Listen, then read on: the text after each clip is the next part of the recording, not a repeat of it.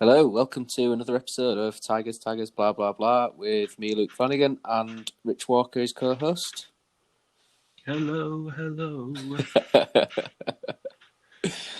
Uh, It's not Bono, it's rubbish. He's here all week, ladies and gentlemen. We are... Actually got a collection of hatchbacks. Oh dear, good start. Anyway, we're going to do the usual procedure, but we're going to cover two games today. Couple of things just before we get started. Obviously, massive thanks to Danny Johnson and Hull City Ladies. They're our main sponsor. They didn't have such a good time at the weekend. I think they were 2-0 down to West Brom with a couple of minutes to go, and I think they really went for it and got punished. 2 goals on the break, so back to the drawing board for them, I they have had a decent start to the season, and I understand that Adi Costello, the manager, has also become a director of football at the Swedish team. Really random. He keeps his role at City Ladies, but he's also director of football of some second division Swedish side, I think it is. So How does that work? I'm not sure. He was talking about the next thing he needed to do was to find a manager for the club. So whether it's it's not City Ladies manager for the Swedish club, but yeah, I will follow that one with keen interest. I'm sure some football anoraks will also do that, because that's quite weird where you're manager of one club and director of football at another. It's not often that happens, is it? So. And then the other one, obviously, is Fan Hub Football. I've actually pinned a tweet on the Tigers Blah account. If people listen to this, just go and click on the Early Access Fan Hub, because it does launch in November with a start date now. I think there's something like 2 weeks, and it's to do with early access that you get, and you get it for free when it's in beta. So just have a check out of that. It's at fanhub_football, but have a check of that. And then the last thing is our Patreons. We have everybody has won a mug apart from Danny Nicol. So he's the last one of our Patreons. So we've got Danny Nicol, he's the winner this week. Ewan Jones, Adam Brown, Alex O'Neill, Rich Fleming, Aaron Bell, and Mike Hassan. I've sent Alex's mug off to Australia, so we will see how quickly that gets there. And it's half term for me coming up, so I'm going to do some deliveries for other people who are Hull based with the mugs, so we'll get shots of them in action hopefully soon. Do you use mugs in Australia? I just thought they drank beer. Alex can answer that one. I'm sure he'll at us on Twitter at Tigers Blah if you want to get involved. Little beers, schooners, isn't it? I think he'll correct me if I'm wrong. I'm sure it's schooners are 2/3 of a pint. Yeah, that's right. I don't know if that's what they drink in Australia, but I know that they're little because of the heat. Apparently that's true. I understand. I've heard that before as well. You're not the first person to say that. So, either that, like, I don't know, you might get big spiders in a pint or something. You know, I suppose so. Minimise the chance of some kind of weird thing trying to kill you in a massive container of beer. Scary-looking motherfuckers over there, aren't they? In terms of creatures, I don't mean people. I mean, well, yeah. But anyway, there was a couple of things. Have you seen that picture on the internet of that jacked up kangaroo? Oh mate, I remember you sent it to the group chat once. That was unbelievable. You were just like, "What is this kangaroo doing?" It was huge. It really was. Dead now, I think. But I'm not surprised. Massive. I mean, yeah. Anyway, Royd's takes its toll on a kangaroo. Does. There was a tweet that I thought you might appreciate, because I know you're not necessarily on social media as much at the minute, Rich, but I haven't been all week. It's been lovely. I'm sure. At AirMiss93, I retweeted it, but obviously you might not have seen it. He says the new Tigers Blah intro music sounds like some Tekken battle music, and I'm all about that. I thought that was quite nice. Yeah, it's not bad considering it was just made out of some samples that are stuck together in GarageBand. Yeah, it's good. Thank you, I'll take that. So yeah, Tekken music, I like that. Very good. And there was also... No, I was going to say finish him, but that was Mortal Kombat, wasn't it? Yeah. There was also... we had a tweet from Norway. Oh, yeah? Because they've moved up to third biggest listener, amazingly. So it's at C Buerling, which is Beurling. Norwegian Tiger's his name. And he commented and said, well, most of those Norway listeners, that'll be me. So said I would give him a shout out. So there we go. So lots of positive stuff on social media. It's not Chad, but we're happy to have Chad. Him with us. We've got India has appeared on my list. Oh, really? So that's maybe that's as a direct result from that failed Hull Tigers India Twitter account. Maybe that for some reason is still on. Yeah, it is, isn't it? Yeah. But yeah, I hope not. I hope not. I would really hope not. There's Tigers fans all over the world that keep listening. We're currently at 5,500 plays, which is pretty decent. New countries added all the time, so I'll keep you updated on that. Always nice to know. And we'll get started with the good over the last two games. Yeah. So we had 2 victories, and we are top. We are top. And I'll let you start. HMS Pistol League steams on. If you want to start with the good, my friend, then we'll go with that. Yeah. Well, my good is the fullbacks, specifically Callum Elder and Josh Emmanuel. I think it was one that I was quite happy to be able to kind of pick or pick them out for some praise, because we were critical of them after the Fleetwood game. I think particularly Elder. It wasn't particularly us digging him out, but he did have a poor game because he was pushed up so high. But then again, if that's what his manager's told him to do, that's what he does. The flip side of that was he was excellent against Rochdale. I mean, I didn't watch the game live. I watched it back, though. I was really impressed with Elder. He was excellent. Yeah. Both of them were. I think they were a massive part of what was good about us on the day. They gave us outlets out wide and put dangerous balls into the box. We had a number of opportunities that came from crossing plays that they were a part of. And I also think that the other thing that they did for us was their athleticism was a real attribute. It kept Rochdale pinned back in their own half. They really, really contributed to the high press. Yeah, and do you know what? That was something that, well, I think I'll talk about it later when we look at my bad, but yes, Rochdale had more possession, but what did they do with it? They passed it to the midfield, who passed it back and passed it back to defence, because possession without goals is just a start. Exactly. And we pressed so high, they couldn't do anything. Could they? No, they couldn't. I mean, if you watch the second goal back, Josh Emmanuel made that goal because of his work rate, his commitment to the press. He's great at doing that. His athleticism was a massive part of it. I think he got up and down, like short sprints within Rochdale's half to put pressure on one of their players as a ball carrier and then regain the ball. And then it was him that swung it in for McGuinness to knock down and Wilkes to finish. Yeah, good finish as well, by the way. It was funny because I was watching the game with my uncle, and I'd said to him 30 seconds before that, I said, McGuinness is having a quietly good game. So it's the type of game where you won't see his impact on the score sheet. He's not having a direct influence in terms of goals, but he was allowing Honeyman to play. Well, like the way that we've spoken about. Always said that McGuinness was copping some flack on Twitter, I saw. Was he? Not against Rochdale, but against AFC Wimbledon. But I think he did very little wrong. I think it was a game he worked incredibly hard in.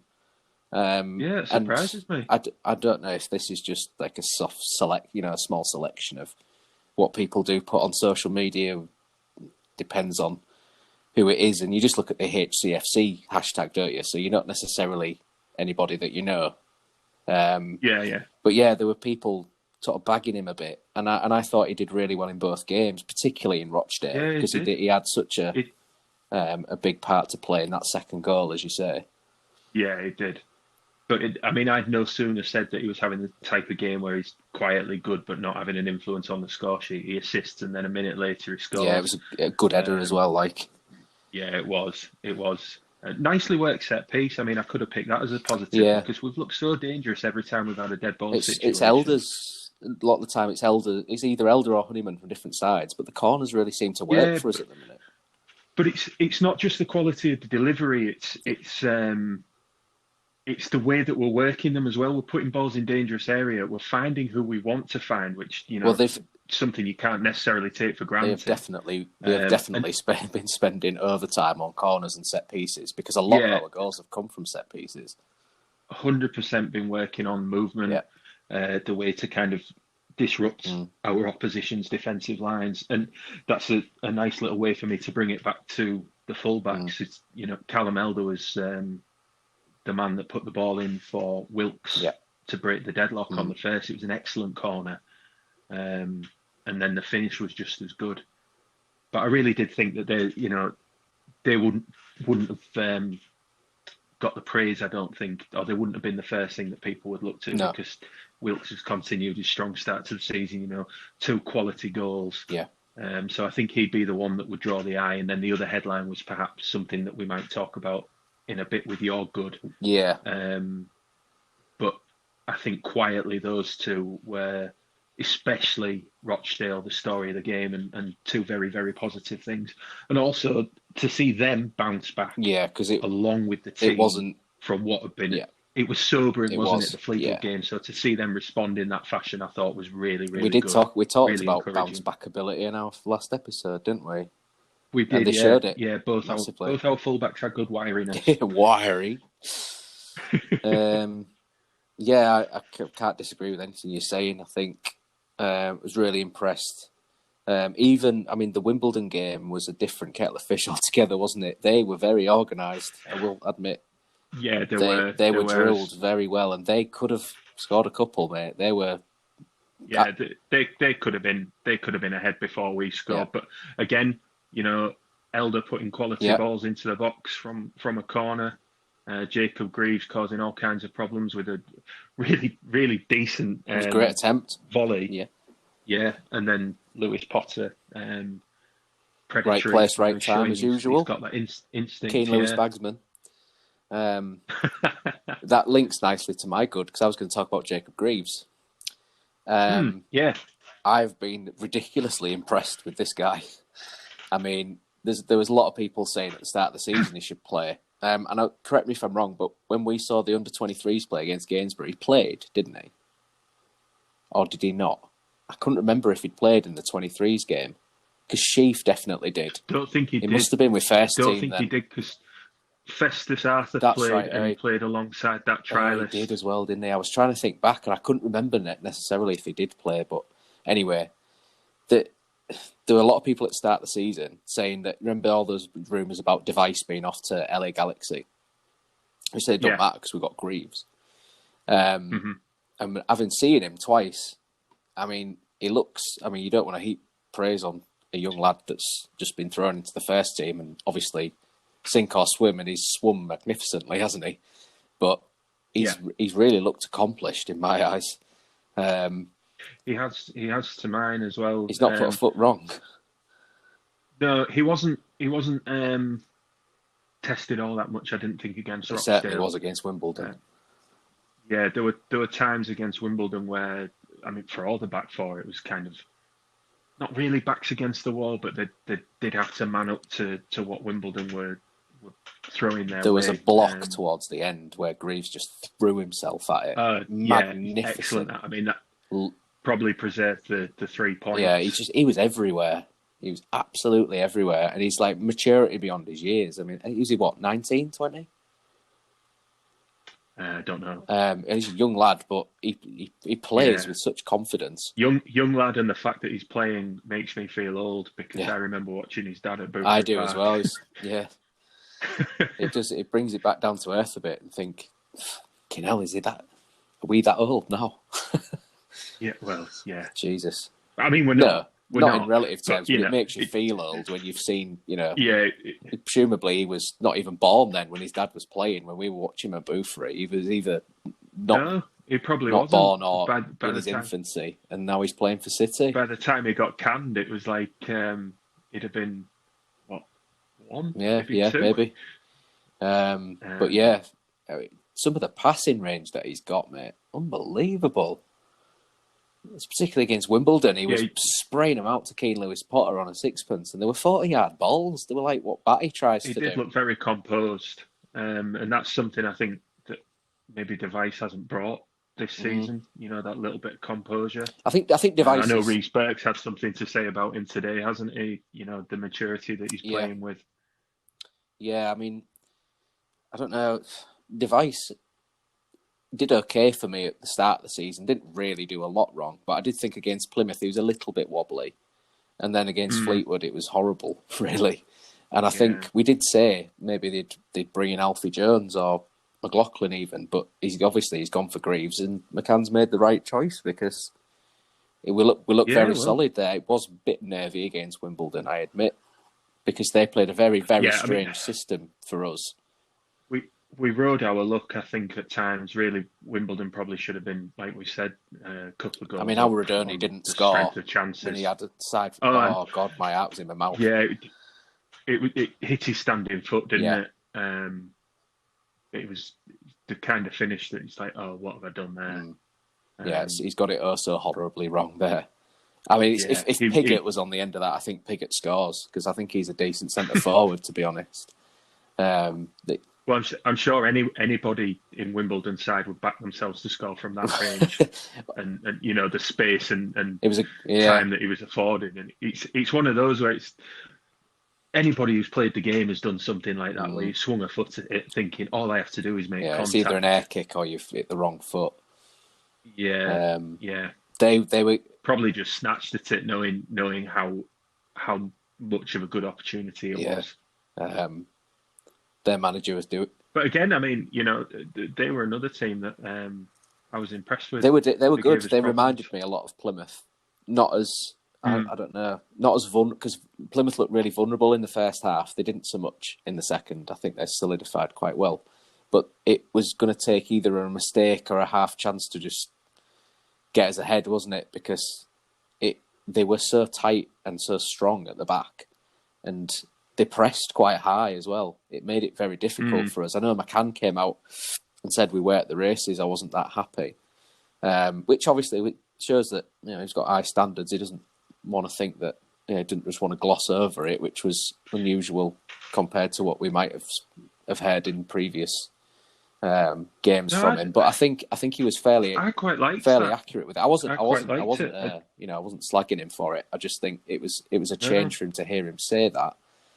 He obviously wanted more. He said similar things in the past. I remember him saying, I think it was after the game at Huddersfield last season where we got beaten quite handily, and he said something along the lines of, or he'd asked the players that if that was their standard, then, you know, he would very quickly move them on. So I don't think he's afraid to chastise them. I think the difference being with his comments after the Wimbledon game, he could probably hold his hands up and say that it was the players that I think maybe hadn't performed to the maximum, whereas Huddersfield last season, he played an equal part in well, he made the wrong substitutions, didn't he? Yeah. He's obviously learned from that. They're the two that stick out, but I thought on Tuesday night it was, you know, it's one of those things, it's like a reminder, all right, you've done well to get the win, but let's not rest on our laurels, you know. Fleetwood would be fairly fresh in the memory still for him, so it's like, all right, we've beaten Rochdale quite handily, beaten them. No real feeling that they were going to take anything out of the game, and then lowered that standard a little bit. It's a bit like the Gillingham game, wasn't it? The Rochdale game for me, in terms of never really felt we'd concede. Perhaps even more comfortable. Never really thought we'd concede, and it was quite comfortable really once we got. The only thing that gave me any cause for concern was how many chances we missed early on in the second half, because really we should have been 4-0. That was like Plymouth, wasn't it? We had so many chances in the first half and only took one of them. After about 55 minutes, you're thinking, and if we don't take one of these, and knowing that had been a failing of ours in previous games as well, perhaps not putting it to bed as, you know, when we should have done. You think one of these days it's going to catch us. I think Leeds is a good example of that. We could have won by 4 or 5, and we ended up. I know we won on penalties with that game, but it was 1-1 at the end, wasn't it? Because you'd still rather win it 2-0. That's absolutely right. But yeah, that's what our good. So fullbacks and Greavesy Junior. Yeah, like I said earlier, it's just nice to be praising the defence after a rough night against Two Fleetwood. clean sheets doing a world of good as well after that Fleetwood nonsense. Yeah. We'll, That's a good we'll way just to call it describe nonsense it. because it's just the pugwash shite. If we go to the bad, then talking of pugwash, if we go to bad, what was yours you wanted to discuss? My bad. It's in the same vein as Josh Emmanuel and Callum Elder. Unfortunately, my bad for this week is Louis Coyle, and it's got nothing to do with how he played against Wimbledon. It's just the way that his whole City career has started. Gutted for the lad, really. Yeah, out for 4-6 weeks, isn't it? Yeah, pulled some ligaments in his. I knew it wasn't good when he went down. Not pulled. And he goes off with his shirt in like a makeshift sling. You think, could this be like, is it collarbone or dislocation or something like that? It was a fairly hefty challenge in first place when he was down for about 5 minutes. I was a bit unhappy about that. I mean, I could hear him shout. He just was sparkoed after that for a bit, and I was a bit worried because what was the name of the referee? Bobby Madley, a wanker. Bobby Madley, former Premier League referee. There's a reason he's former surprised Premier League prick. Well, there is, but it's got nothing to do with his refereeing capability. It's some rather unfortunate comments he made in a personal group message thing that we won't go into. I think they're supposed to skip me by. That's probably a good thing if we don't want to talk about this. Yeah, well, he ended up he lost his job as a Premier League referee and ended up refereeing in one of the Scandinavian nations. Oh, that sounds familiar now. I want to say Sweden. And he's been allowed a route back in. Yeah, I think you might be right, but he's been allowed a route back into English football in the EFL. Well, I mean, some of the decisions he was making was fucking ridiculous, mate. For both sides, it was just like, what? What are you? Yeah, I mean, I didn't think he had a horrendous game. AFC Wimbledon's manager would disagree with you. He had to be restrained. It was hilarious. I'm sure we'll disagree on a lot of things. Oh dear. But anyway, yeah, it was a bit of a hefty challenge. I was surprised there wasn't more punishment for that. It was, yeah. And that's what I was saying with him, with Madley being a former Premier League referee. I'm surprised that he didn't, see a little bit more in that. So am I, to be honest. Wasn't too impressed, but there we go. It obviously wasn't that one that had injured him. It was the second. McCann said it was something. He's taken a throw in. Oh, really? And as he's taken it, he's felt it, and he's just made the decision to take himself off, and before it got any worse. Sensible, I suppose. Well, it is. You can understand why he might want to play on, because when he came in the summer, everybody was thinking he's going to be the first choice right back. Hull lad, big impact at Fleetwood last season. It's his slot to lose. Player of the season, yeah. Having been suspended for the first couple of games, it's allowed Emmanuel to come in. He's really been good, though. Really, it's his shirt. Even without the injury, it's his shirt. I did like that McCann was rotating the team a little bit, with the schedule in mind, because it's Saturday, Tuesday now, isn't it, for quite some time? It is, yeah. So it was good to see him get the opportunity, and then it's just absolutely gutting for him that he's 20 minutes in, and he'd started quite well. Yeah, didn't really put a foot wrong, to be honest. No, looked pretty good. Balls down the channel, the same vein as Emmanuel. I think they're quite similar sort of player in many respects. Seem to be, yeah. So for him to be out 4 to 6 weeks, it's like you just hope that that's the last thing that's going to get in the way of him showcasing himself while he's with City, because it's really been a worse than expected start to his career. It was through really no fault of his own, because what we've seen of him, he's been really impressive. Definitely. My bad isn't about City, really. I'm looking forward to this. I want to try and keep it fairly brief, but You'll try, but I don't think you'll succeed. My bad is... What is your bad, first off? Sorry, my enthusiasm for this discussion has just got the better of me there, because I think this is going to be funny. My bad is opposition managers.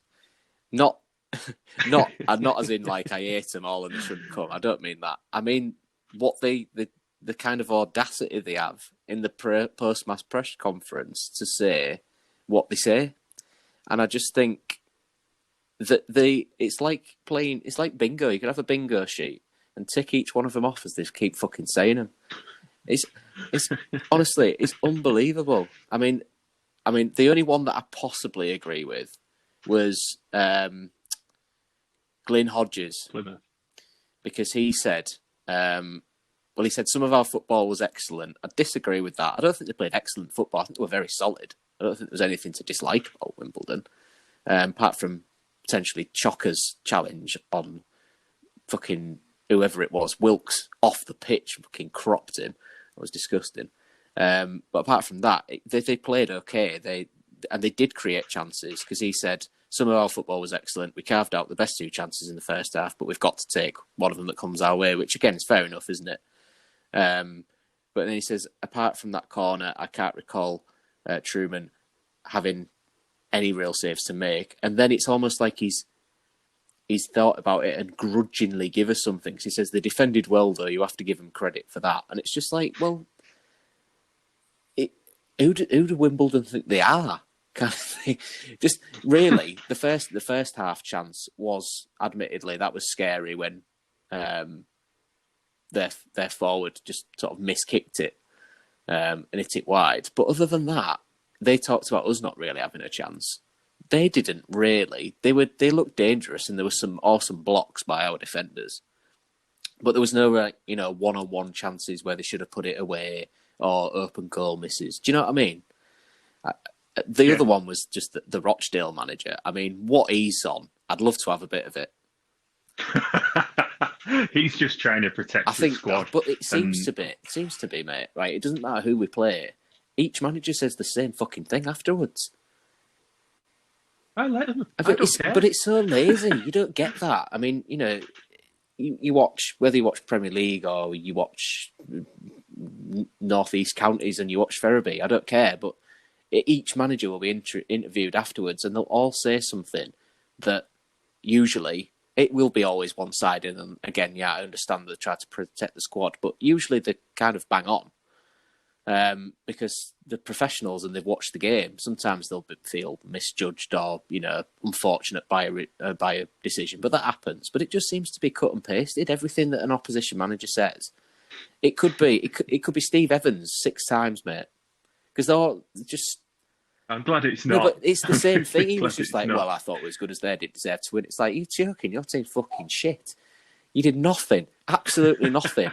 You just lumped it up. That's all you. Same with Northampton's manager. It was Keith Curle, wasn't it? And it's just like, you played horrible fucking football, mate. And all you do is ping it. You play 3-4-3, but you just play a long ball. So choose your style. Either go 2 up top or don't. But it seems that all they focus on is we were as good as them. And it's like, we are everybody's cup final again. We feel like it's 2004 and 5 again. Because do you remember when we chatted to Figs and he was saying that, when he was at Colchester, he came in, he was like, I'm having a bit of this in front of this crowd. And we all gave him pelt. Yeah. Because he was like, big stadium, not used to playing in front of this many people. I'm going to turn it on. It seems to me that, I know there's no crowd, but it seems to me that a lot of people are trying to use Hull City as everyone's cup final again. I don't know what you think about that, but it just kind of annoys me that I seem to be reading the same post-match press comments. It doesn't matter what manager it is, to say the fucking same thing. I love it, if I'm honest. I love it. Because I do. If they're saying stuff like that, then it means they haven't enjoyed their afternoon or their evening playing us. If they think that they're always going to come out on top having played well against a team of our calibre at this level, then they've got another thing coming. Because one of the things they have to accept is that when they're they play a team like us, and they might have nights like that against Ipswich or Peterborough or whoever that's up there and expected to be up there. They might raise the level and they might play well and they might have opportunities where they think they're going to come away with 3 points, but you have to take them. Yeah. And that's the difference. A lot of the time at this level, it is a game of margins, and if you come out on the wrong side of it, then that's not for them to use it as a stick to beat us with. Take Tuesday night for example. We deserve credit because we took the one real opportunity in the game that we've had, whereas you could say that Wimbledon have made more opportunities, clear cut. Didn't take them, did they? Yeah, so why is that a stick to beat us with? Again, he's probably protecting his players because he doesn't want to say you should have scored, and you should have scored. What was that defending about to let Lewis pop? Yeah, they were very static. That was very unlike them, though. They weren't like that again, were they? Yeah, but that's. I really don't care. Let them say what they like. I just thought, as long as we're coming out on the right side of the game. I thought it was funny in some ways, but I think it just seems to be like a broken record, just going around the same old thing. It is funny how often it's coming up. It is. At least it's not just me in some respects. But I get. No, it is something I've noticed, but it doesn't get under my skin. And you've got people like Steve Evans and Keith Kell, and teams like, as you say, playing horrendous football. Let's make no bones about it. They do play horrendous fucking football. Yeah. Look to yourself, lads, before you think about how lucky we were to come away with it. Conceded 4, won 6, 18 points, top of the league, aren't we? So there you go. Yeah. And Donny did it as a favour. We can't be doing that much wrong by whacking. I mean, Ipswich didn't look like they wanted to try and play out from the back because I watched the highlights. I don't know what they were doing. No. Well, I did wonder if that was coming. I always think that when you are on a they did what we did against Fleetwood, didn't they? Yeah. Well, that's case in point.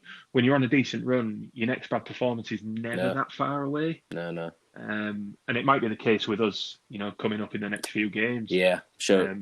Just the law of averages. Long hard season. Probably tells you a little bit about my outlook sometimes. I just don't think you're not going to go through it and always have it your way, are you? But it's nice to have it more often the fact than not, that because that's what seems to be happening at the minute. Yeah. The fact with Ipswich is that they've got no strikers, they're playing six midfielders in attacking essentially, positions. Yeah.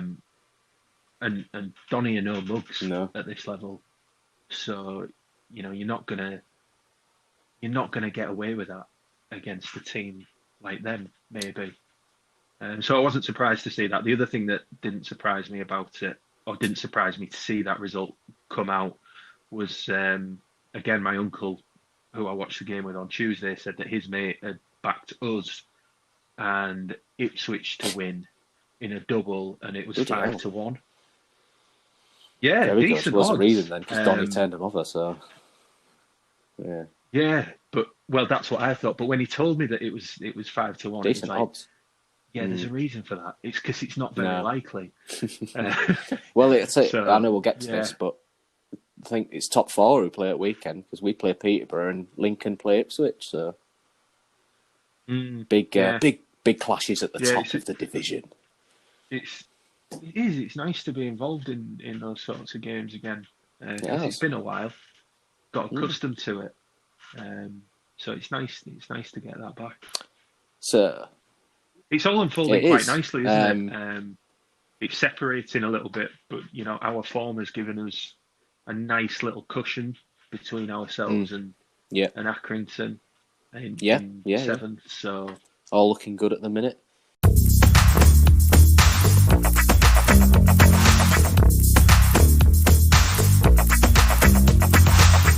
We are down to the numbers. We are, yeah. And yours is? Well, I was going to pick number 1 because top of the league, aren't we? Yeah, if anybody needed reminding, we're top of the bloody league. Well, are we? Yeah, we're top of the league, mate. Fuck off. Hey. Top of the league, yeah. You can check it and everything I have. It's true. Screenshot it for later. Yeah, in case everything goes sour. That's it. At least it was good at one point. It's like, oh, it was good, wasn't it? It was good. So City. But yeah, we've spoken about that in the last part. Mm-hmm. So I didn't want to bang on about it, although I could, because we're top of the league. Yeah. Numero un. Yeah, so it was going to be number one. Yeah. But, I thought I'd give people something new to listen to. Yeah. So just on the fly there, I've gone with number 10. Ooh, interesting. Yeah. Is it Honeyman? No, I did think people are going to be like, oh, for fuck's sake, this guy talks about is George Honeyman and Josh McGuinness. But when are you going to bring something new to the table? Well, I have to be fair, Honeyman is mint. Yeah, he is. I love the booking he picked up against Wimbledon, mate. I fucking loved that. It's so good. It's proper dirty off the ball. Like, fucking get down. I thought you'd just be all about that entire game anyway. Oh, mate, I loved it. Great. Anyway. No, this time number 10 is not about George Honeyman. Okay. It's about Malik Wilkes. Ooh. Okay. Because his goals on Saturday brought him up to 10 goals in total for City. Nice. And I just thought it was worth mentioning because it's in 27 games. You're looking at just under 1 in 3, and that's a good record. Yeah, well, I've worked out his strike rates both for City and Korea. And he's... I didn't know he played for Korea. Which, North or South? Well, it's North because you can't find any stats. He's completely in secret. Sorry, that was just too easy a shot. Yeah, it was. It's such a dad joke. God, I can tell you've got 3 kids. That's it. Sorry. But yeah, his strike rate for City is 0.37.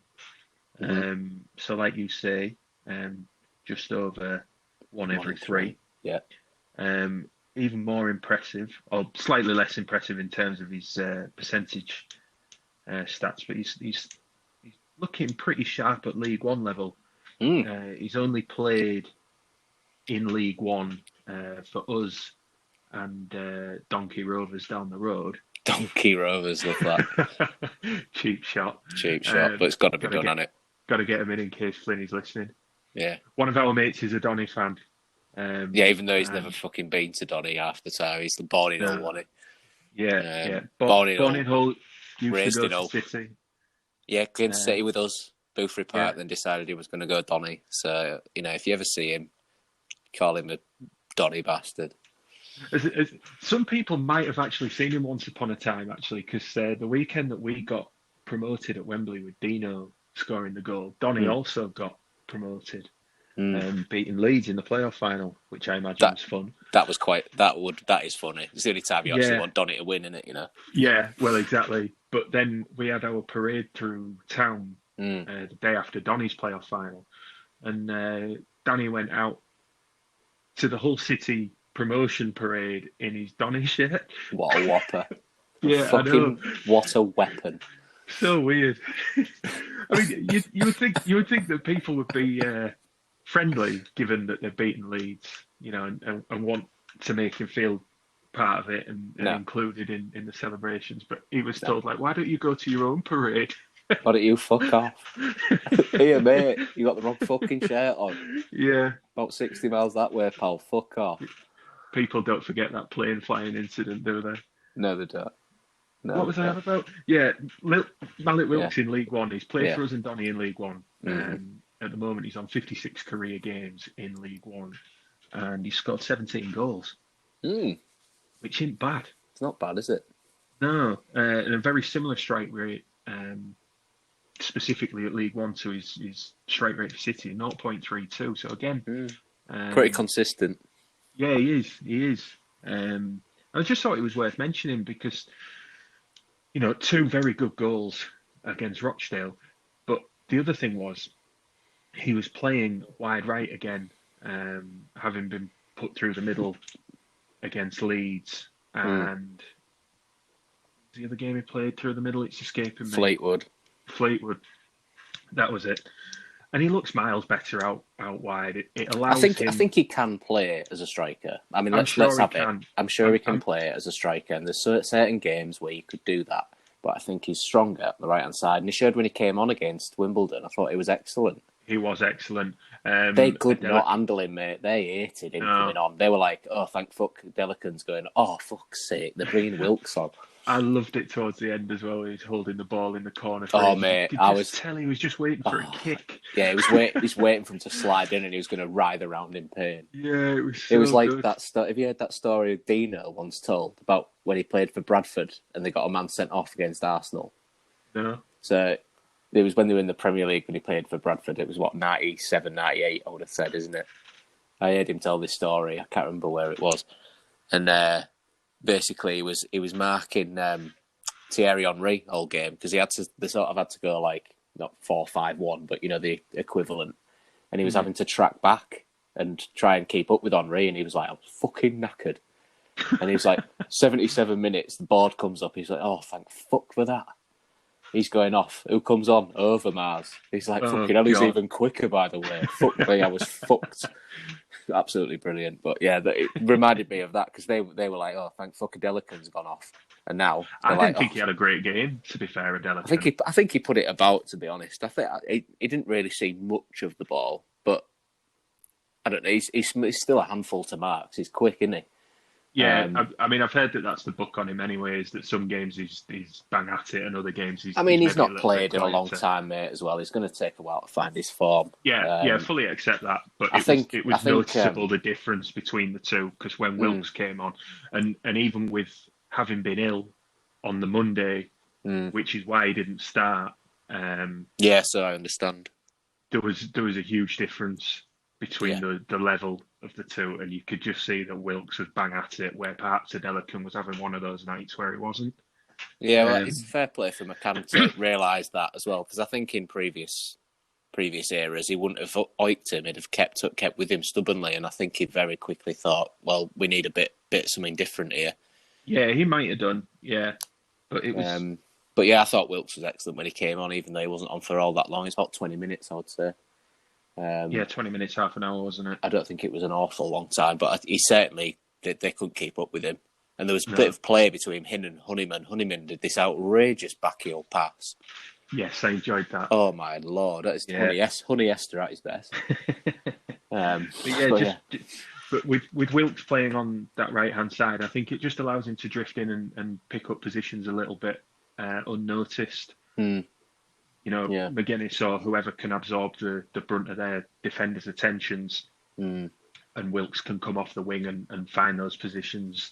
Particularly, like his second one against Rochdale was beautifully worked for that. He just drops off the defensive line. It gave his movement's very clever. Yeah, it gave Emmanuel the space to be able to rampage up and down that right wing as well. So I much prefer to see that, if I'm honest. I think you get the best out of it, and it suits our shape a little bit. I mean, the other thing is that I do think McGuinness is underrated by some City fans, and that's not me having a pop at them. I just think that he doesn't do an attractive job on the eye, but what he does do is so important for other players to be able to play the best. It's very selfless centre forward play.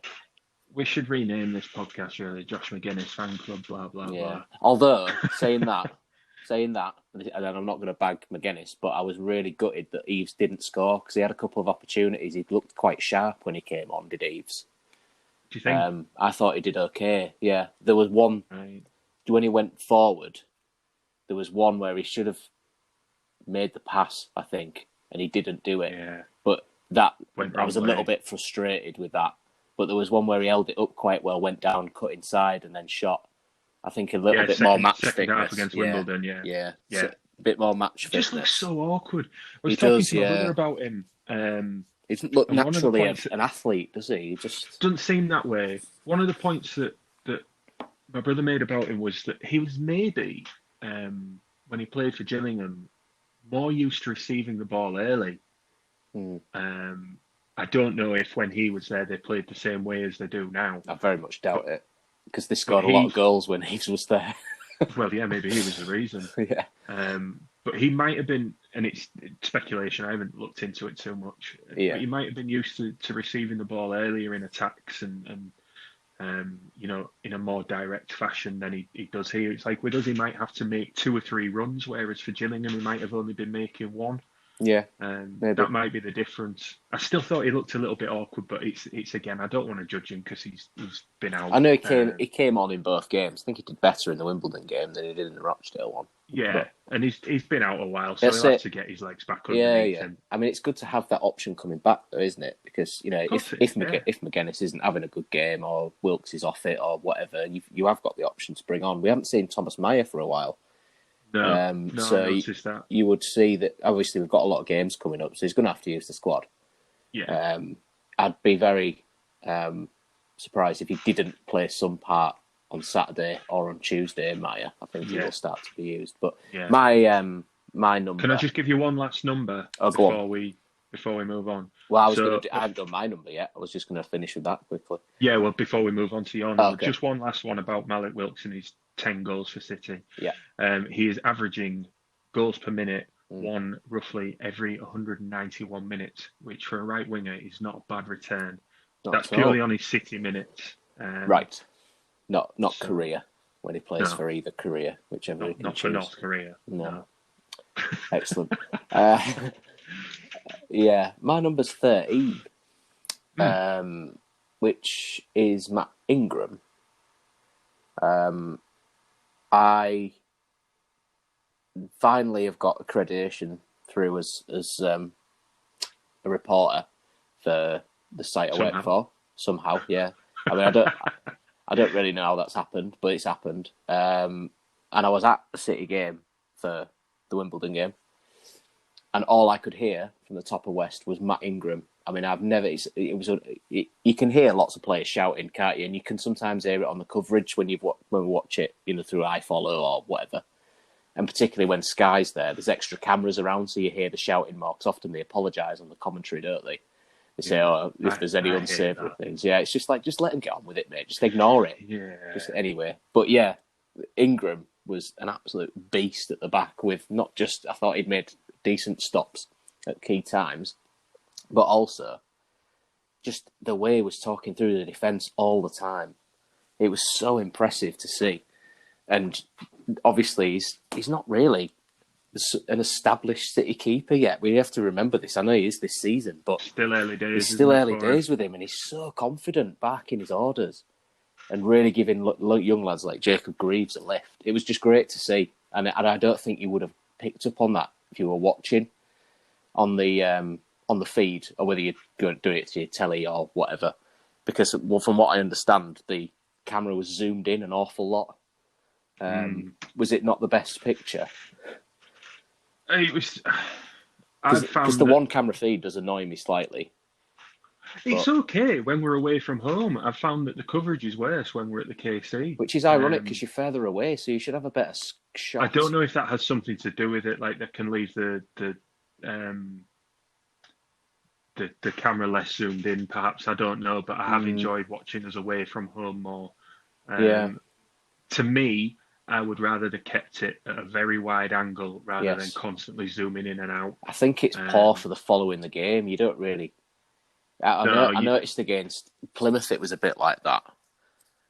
And it's just like we can't see who's ahead in the attack. And so other players you can't see who's wide. You can't see who's wide, and you'd go, there's an option there. Or you might see the top corner of the screen, you won't see the bottom. So you won't see whether Elder's made some bombing run on forward, But yeah, anyway, Ingram was exceptional with his commanding at the back, and he was so fucking loud. I've never heard anything so loud. You say right at the top of West, and you could hear everything he was saying. And there was one that really made me laugh out loud, and it wasn't even supposed to be funny or anything. But Jacob Greaves got the ball and pinged this 40-yard ball to Lewis Potter, who just controlled it. And he was like, "Love it, Greavesy. Good from you, mate. Fucking good." That was it. But that's what it's always like he was next to you. It was unreal. But yeah, I've been really impressed with Ingram so far. And 6 clean sheets. 6 clean Only sheets. Conceded 4 in one game. Missed a clean sheet, as they keep reminding us on Twitter. But yeah, he's making that shirt his own. In fairness to him, he's really taking his chance, hasn't he? Definitely. I was a little bit sceptical because what I'd heard from him when he came in from QPR fans wasn't great. Of course, you always get that, when opposition fans are pleased to see somebody leaving. It's like, he's the worst player ever. Oh yeah, he's shit because he won't do this, or he's not good enough to do this. Yeah. So I was a little bit dubious about him coming in, but no complaints so far. Definitely not at all. So I think that covers our numbers, and we're just going to look ahead a little bit to the Peterborough game. Yeah, tough game. This is going to be a big one, isn't it? I think it's the biggest game of the season so far. It's certainly the biggest test. Definitely. They're looking quite good, aren't they, so far? They are. I was looking at their results earlier on. They've had a very good month this month. They have done well. Picked up maximum points, haven't they? They have. The only thing, the knock that some people might want to put against them is that the quality of the teams that they've been beating is not necessarily the cream of the crop. I think people would say the same about us. They would. I mean, we've played a few teams who are kind of Rochdale and Northampton. Yeah. But I don't think that you can hold that the quality of the teams that Peter have been beating against them. Last 3 games, they've not conceded a goal. No. So they've beaten. All right, Wigan, Oxford, Northampton, they're all down there. Yeah, I mean, to be fair, I don't think Oxford will be down there for long. I think they're better than that. In fairness, I think Oxford are a better team than. And I would hope that Wigan than that because they deserve a little bit better. Yeah, I mean, in my opinion, kind of feel sorry for Wigan in a way. I'm not going to lie. Exactly. It's not beyond that. It's not in their control, is it? The same. No. But I mean, what we got? Oxford are currently 20th. They've got 2 wins, and Wigan are the same, but they've got slightly worse goal difference. So those are the last 2 they've conceded with, and then Northampton are only a point above. They've got 7. They've actually won 2 and drawn 1. Northampton. So I mean, yeah, they haven't played amazing teams, but they still haven't played anybody that's Burton are they've done exactly what's expected of them. Yeah, they've beaten them. They've not conceded. They've done what we've done essentially. Yeah. So it's going to be an interesting game. They're going to be a threat. That they finished 7th last season, missed out on the playoffs on a mathematical formula, and that was shit. I think if you were to speak to their fans and maybe their players, that they would probably be of the opinion that they were making a push there for an automatic place until the season was cancelled. Definitely. So they were in good form. They started in good form. They tailed away a bit and they were coming back. Yeah. It was kind of like around about Christmas, wasn't it? Yeah, they did. They usually do that. In fairness to them, when I've looked at the results, when they've started well, they've fucked it up a bit, and then they've done quite well again. I don't know if teams work them out and then they have a different formation they play against. I'm not sure, but it's Clark Harris who's going to be the one to watch, I think, for them. He got the winner against Wigan, and I mean, Jack Taylor as well. I'm looking forward to seeing him play. He's a decent prospect. They've got quite a few goal scorers this season. They've not just had one player just run away with it. So they've had Joe Ward scored. They're one of those teams that they've always recruited very, very well. I think they do at a League One level what we aspire to do in the Championship, which is to bring players in and make something of them and push them on at a profit. I think their chairman's a colourful character, isn't he? Yeah. Very very active on Twitter, I understand. Darren McAntony, it's an American owner, and he was quite outspoken against the league being ended. When I've heard him speak, I think he's lived in the States, even though he is Irish by birth. But yeah, he was very critical of the EFL last year, obviously because they'd missed out.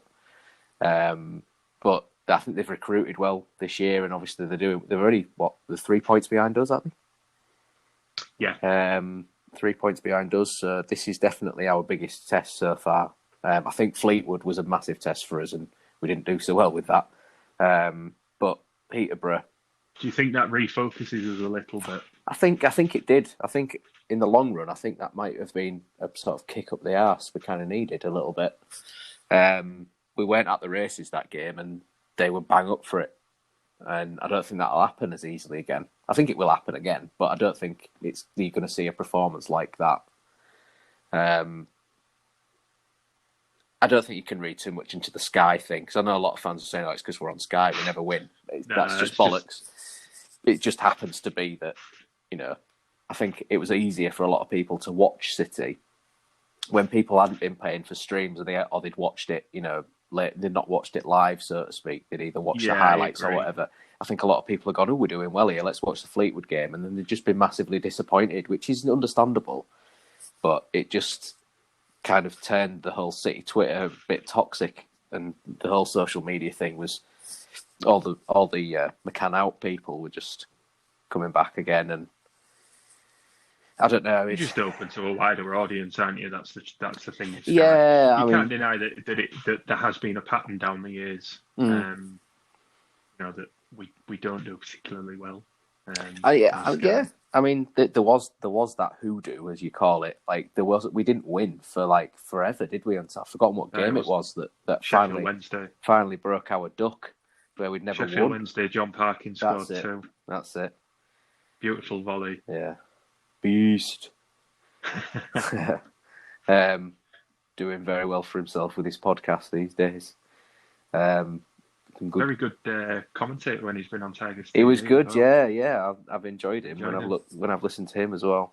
But yeah, what I was also mentioning earlier is that not just our game on Saturday, but also at Lincoln there's Ipswich Town. So you've got the top 4 all playing each other this weekend. So it's definitely the biggest weekend of the league so far. Yeah, I mean, as I said earlier on, we've created a bit of a cushion for ourselves above the teams outside the playoffs. If you come out on the right side of these results this weekend, you could create a nice bit of cushion for you within that top 6, top 7. Absolutely. Be interested to see how it plays out this weekend. McCann being against his former side. Yeah, because we'll have Donny coming up around. I think it's December. That's always a big one for him. But he's managed against Peterborough couple of times and not lost. Peterborough have never won back-to-back games away at City. Interesting stat. Yeah, well, it's one of those things that's entirely meaningless because it's 8 years since they last played, isn't it? But it's just these little things that history throws up. Well, they're usually good for the betting, and when you watch the commentary, they always come out with these facts, don't you? And you just think, oh, fucking hell. Probably what will happen is it's going to turn out to be like a dire 0-0 or something like that, because they've been keeping clean sheets. They've clean sheets in their last 3.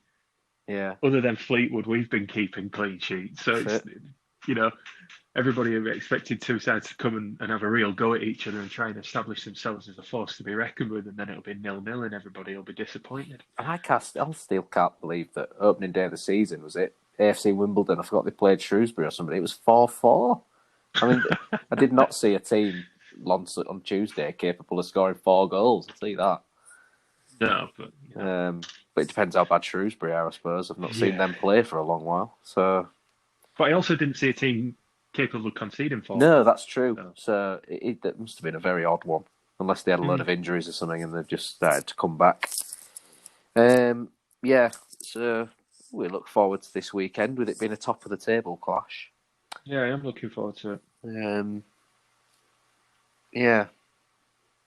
What do you think he'll do for team-wise? Do you think there's going to be some rotations? We've got an awful lot of games coming up. I wouldn't like to predict it, to be fair. I would not necessarily predict who's going to start, but do you think there'll be a couple of changes here and there? Or I think he'll probably start with the side that started against Rochdale. Yeah. I know that's not that much of a bold prediction, but I think he'll put his best foot forward. Yeah, I think you said the only reason Adelican started over Wilkes was because Wilkes had a bit of illness. Yeah. So that's what McCann says today, anyway. Right. So yeah, I mean, I think the back four picks itself currently because you go on form and. At the moment, yeah, it would be a big call to bring Device back in at this point, wouldn't it? It would. Only really injury would be a reason for doing so.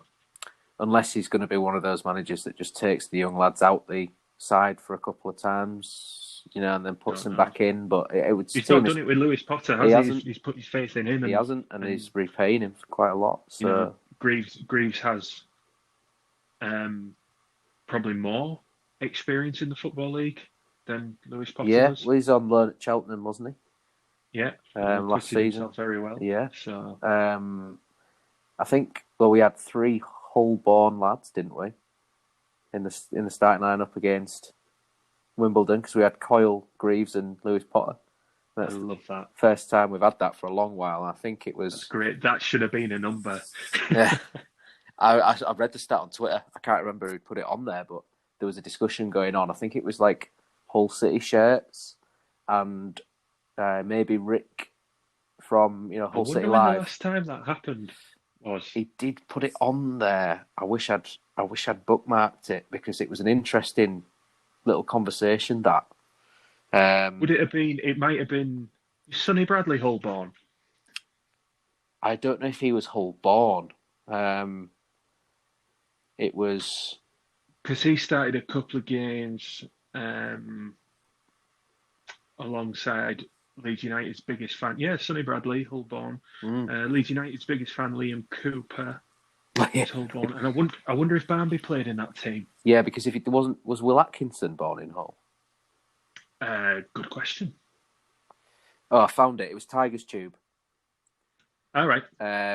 Because Stu Wallace actually had come up with this. Excellent account.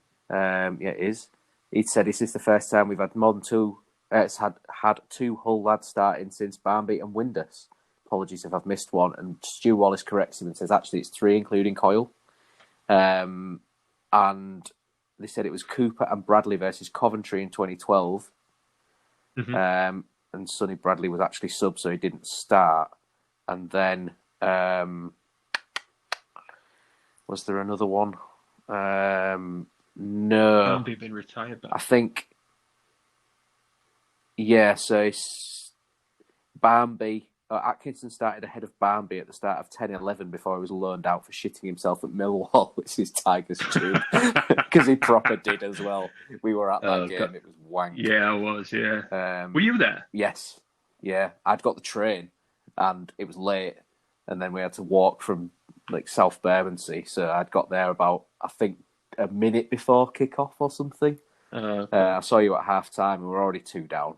It was horrible. Yeah, I think it was horrible. I think the only player that didn't shit themselves that day was Robert Corran. Yeah, that was his first time he started, wasn't it? Yeah, it was. Yeah. I remember in that weird mashup of home away. It was home shirt and away shorts didn't work. Binging. Yeah, it was horrid. It was horrid. Not in that year. It didn't. Horrid. Yeah, I don't mind us with white shorts, but it very much depends on the shirt. I forgot that one was not it for me. I forgot who the left back was playing at the time. Nobby Solano went over to get the ball, and a 10-year-old kid offered him it, and then chucked it as far as he could down the pitch, and just gave him the wanker sign. And 5,000 Millwall fans were just wanker signing Nobby Solano, and his arse fell out. That was ridiculous. Yeah. Oh no, it would have been Dorse. Sorry, it would have been Dorse. Oh, he was still there. Yeah. No, yeah, because we'd just been relegated the season before, hadn't we? Whoever it was, anyway, was looking rather nervous. That was that was one of the worst away games I've ever been to. That's horrid. Yeah, it was. Anthony Gardner and Camel's Eye. God, Jesus, they're probably still having flashbacks. Oh God, I'm just so glad we've got Greavesy and Burke at the back these days instead of that shite. Really bad. But yeah, so if there was, I don't know if there's any A or B, was there? I didn't know any just down. Just the accounts this week. The accounts, yes, okay. Published. And there's a lot in it that goes over my head. Yeah, I mean, I did look because it's the Swiss blog that put it up originally. I'd looked at it through Swiss Ramble, that's it. On Twitter. And I will admit I'm in the same boat. I won't try and pretend to understand the way that accounting works because I don't. So I'm not going to be that knobhead who goes, oh, well, if you look at Swiss blog, he says this. I mean, that's fine. I understand some of what's been said, but I don't. My own interpretation of it, though, from what I did understand, was that it doesn't look very healthy for us at the moment. No. You can tell that financially we need to be back in the Championship. Yes. But while we're there, when you look at the money that we've been spending relative to the other teams at that level, as long as things remain the way they are, we need to be back in the Championship, but we'll never compete. No. We can't possibly compete with the budget. The disparity is just too great. Yeah, you're caught between two leagues in a sense, really, aren't you? That you look like you would really compete in League One from what we've seen so far. But when we go up to the Championship, with all the financial implications, we wouldn't ever really be able to mount a charge like we did all those years ago. Although, I mean, it's not really that many years ago that Bruce took us up first and then second time, but it feels like it. Took a lot of money, though. Didn't it? Both times round it did. It did. I mean, Duffin didn't last long after the first one, really, did he? Because, I mean, you're looking at what he came in for the promotion season, then we stayed up, and then he was looking to sell the club straight away after that anyway, wasn't he? Yeah. And I know it was the consortium with Bartlett and everything else, and that's probably more complicated than most people would kind of give him credit for, but getting to the Premier League's not a cheap thing, is it? It all comes at a cost, and you've got a massively increased wage bill that we can't have at the minute. We've recruited very well for the league we're in my opinion. But then when you go up to that, to the division again, say Richie Smallwood is, our anchor in midfield.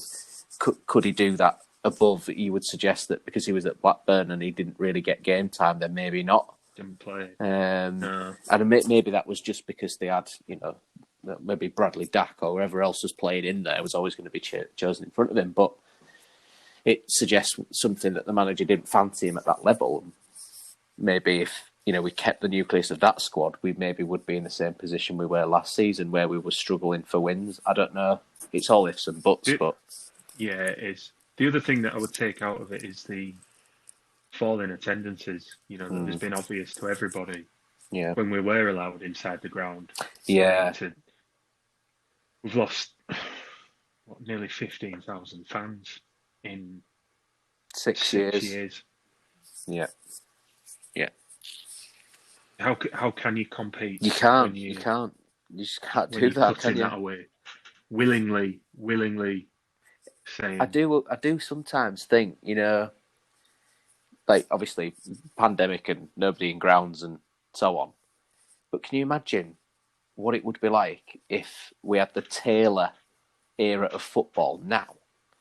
Like there was all that excitement and there wasn't the same animosity with the owners, and it was exciting that people were, we were on the up at last. We'd have 24,000 members and all of them would be paying for streams, wouldn't they? Yeah, or receiving them anyway as part of their membership. Yeah, I mean, don't you think that would be that's something where the club would still be financially much more in a much better position? I mean, I don't know I don't think we even got 24,000 season ticket holders even under Peter Taylor, did we? Well, not under Taylor. We did when we got in the Premier League, but yeah. Oh well, I'm not average not attendance necessarily is like the first season in the Championship were about 18,000. That's it. Yeah, I think you're looking at 15,000, 16,000 members, and then people coming on the day, whatever they fancied. But even that, like if you had 15,000 tickets, and all of those got streams to the home game where you didn't have to pay, club would look an awful lot rosier, wouldn't they? Yeah, it would. So I don't know. It's just an odd one, really. I think with the accounts. It didn't tell us a great deal that we didn't already know. No, some of it had been published already under different formats, anyway, hadn't it? People had talked about it, but it was just interesting to see it there in very nicely presented graphs. Yes, just the kind of weird state that we are in, where we can't be in the league that we are in. Really, if we for financial reasons we can't afford really to be in this division, but then also if we are in the Championship, we can't afford to compete. It's weird. Yeah. That is the weird thing, isn't it? That you kind of I wouldn't say too good for League One. I mean, because at the minute we're doing really well, but it could always go south. You never know. But say if it goes like this, goes to the end of the season, too good for League One, not good enough for Championship. It's weird. It's it's the financial burdens put on with the wage cap. I think for Leagues 1 and 2 is going to have such a weird effect. It just levels the playing field, doesn't it? And it means that you can't. All right, it's maybe not as applicable for us anymore, given that the fan base has reduced as much as it has. But you can't use your natural financial advantages to help you escape. No. It's probably more the likes of Sunderland and Ipswich that would notice that more than we would at the moment. Yeah. But it certainly makes it more difficult and for me more pressing. It's certainly more makes it more urgent that we get out and move on and find new owners. Yeah, I think that's probably a nice ending point, I would have thought.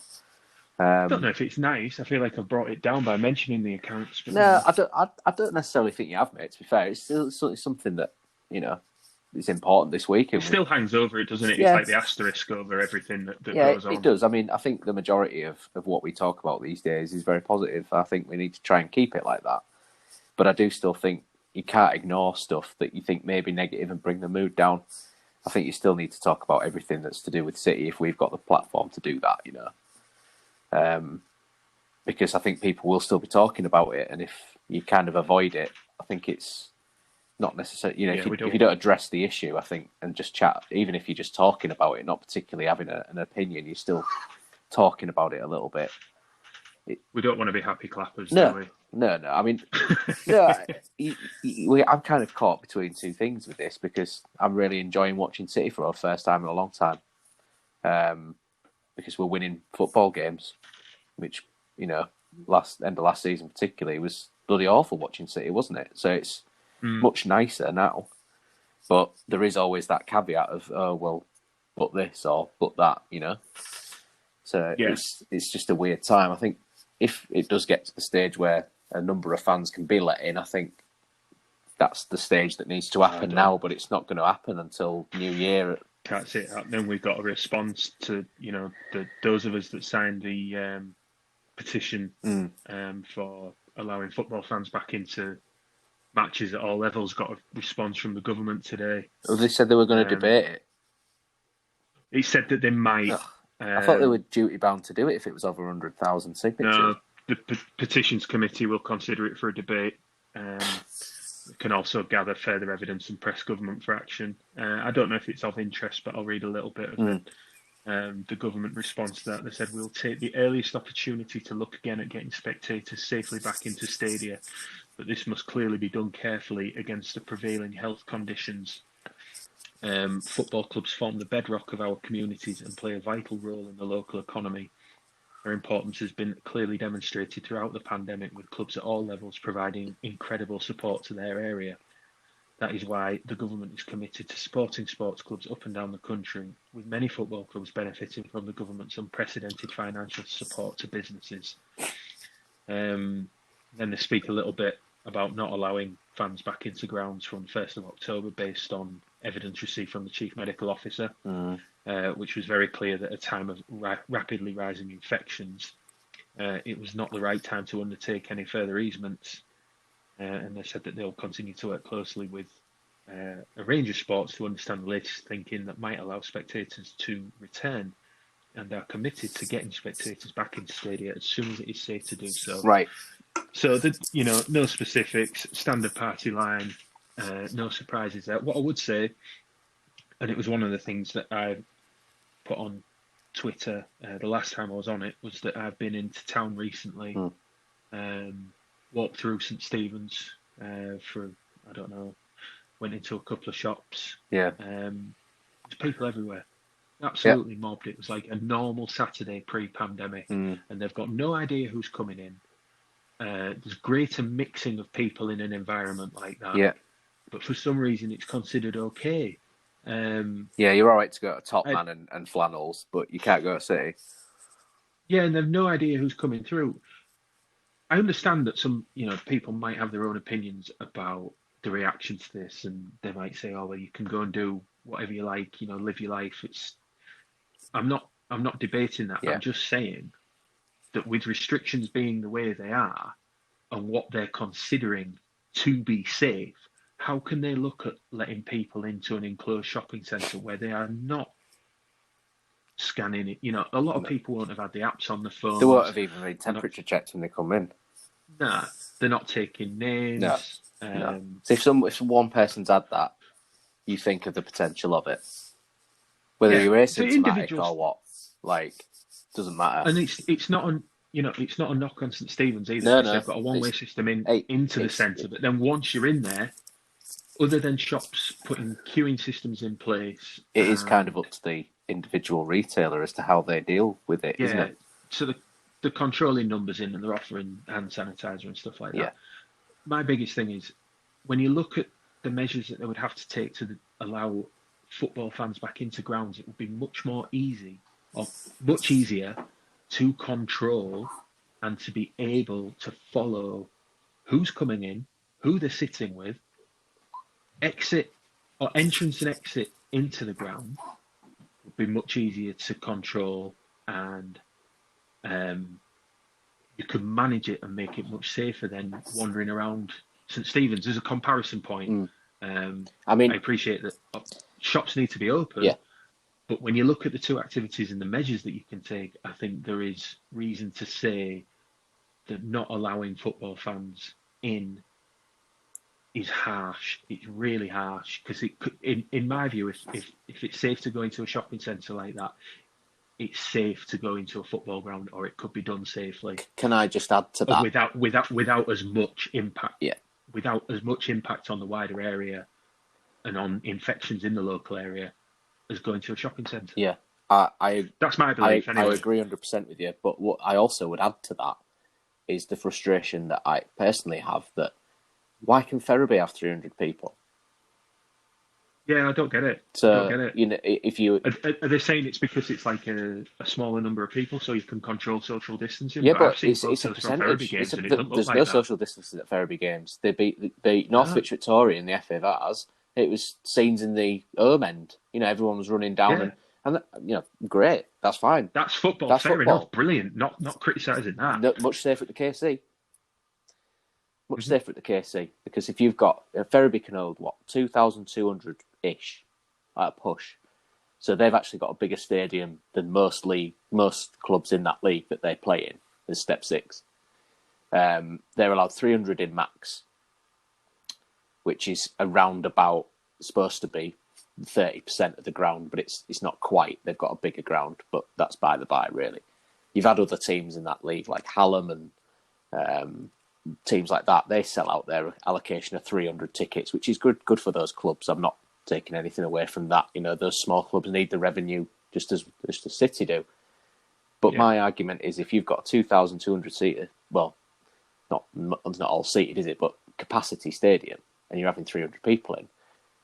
So times it by 10, so you could have 3,000 people in a 25,000 seater stadium, and they could look at Fleetwood Stadium. They could. What is the difference between Fleetwood Stadium and National League stadiums? There is no difference. It's a National League stadium. Surely somewhere like City, if you're looking at grounds with 25,000 seater stadiums plus, so even things like Sunderland in our league and Ipswich, surely it's safer. Let 5,000 people in, but just think so.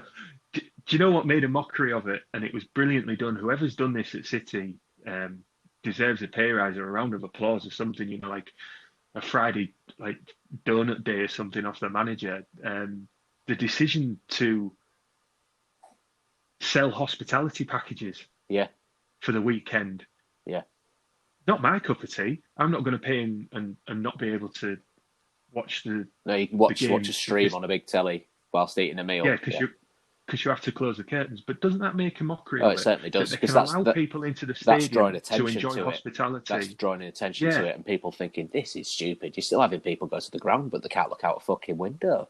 Yeah, it works brilliantly on two levels. One, like you say, it's like they're going to the ground, but they can't watch the game because of government regulations, but they can watch it on a telly as long as they've got the curtains It's closed. such a piss take. I mean, how daft is that? But then the other It's thing some Black is Mirror really, shit. yeah, it's clever maximisation of revenue streams that are I know available people to who are going. Do you? Fair play to him. It'd do my head in. It'd do my head in knowing it was going on and I couldn't watch. It's bad enough at the moment. Yeah, it's just it's the ultimate tease, that, isn't it? Right, we're in the KC. You can't look out the window though, lads. Let's get the stream on, and you'll hear the people. It'll be behind as well, won't it? Be 2 minutes behind. Yeah. So I can't imagine it's going to be. It won't be for me either. But I know people who are going. So fair play. I will be at the game. I will be at the game on Saturday. I do think it's good that City are offering it. But it just makes a mockery of the whole thing. It does. Yeah. I'll have to see how that goes down. I'm going to ask my mate Chris Gray's going. He told me today. Right. So I'm going to ask him for our next episode how he thought it was. But I mean, actually, we've talked quite a long time, mate. To be fair, this is mad. Each time we do like a good and bad together, and then number and preview, we end up chatting for nearly an hour. But hey, people still seem to listen to this across the world, so we'll keep doing it. Enjoyed the chat, mate. Thank you for that. And Forza. Aye. Forza for our Italian listeners. And we need to learn something for each of the countries that people listen to, because I don't know any Norwegian. I'm sorry. I also don't know any. Skål, is that Norwegian? I think that's Swedish, isn't it? We do have listeners in Sweden too, and Denmark. Do we?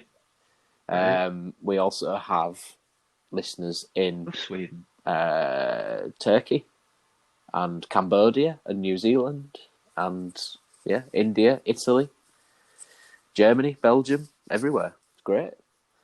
So obviously some of those are getting in touch with us, particularly the Norwegian Tiger. So we've heard from him. We'd love to hear from people who are listening in Cambodia, because that's a proper random shout, isn't it?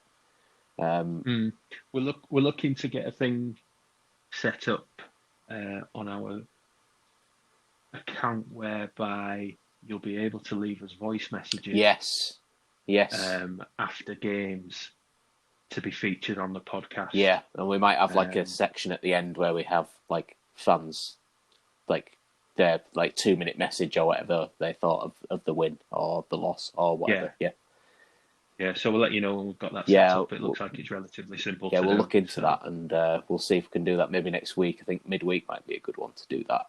I've got half term, so I'm going to have a look at how that works and see what we can do, and then maybe do it for the preview of the Swindon game, which is next week. Let's get it going. Yeah, let's try it. Let's see. Anyway, till next time. Forza. Yeah, enjoy.